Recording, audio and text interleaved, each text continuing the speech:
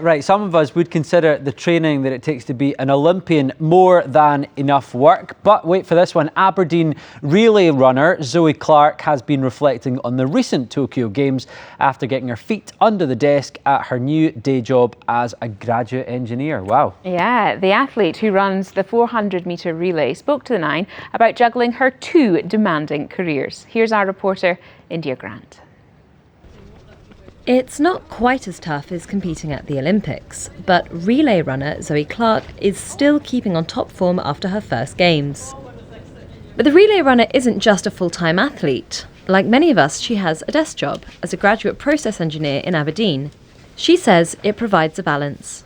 I think having academics and sport has always been a really big part of my life. I started athletics when I was 15 and I was already very into sciences at school. So I had equal enthusiasm for both, and I think I managed to balance it at school and then through university. So I thought the two things complemented each other very well because they were so different, and I thought if I can do it at school and university, there's no reason I can't do it as a real job.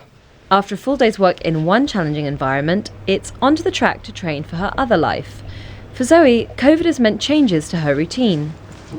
Initially with COVID, there was a lot of changes. There was no facility access, and I did a lot of work on the grass, and I adapted my garage at home into a home gym.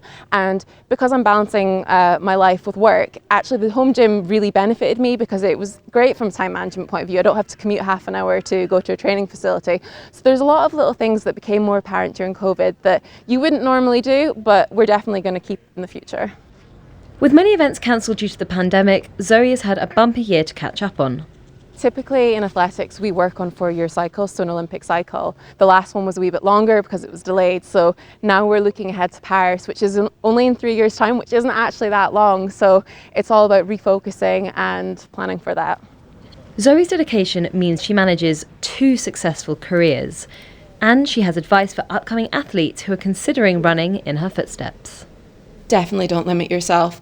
If you want to do something enough, and if you're passionate about both things, you can definitely make it work. And don't see it as a hindrance. Just see how you can organise your life such that they can benefit each other the best. India Grant, BBC News.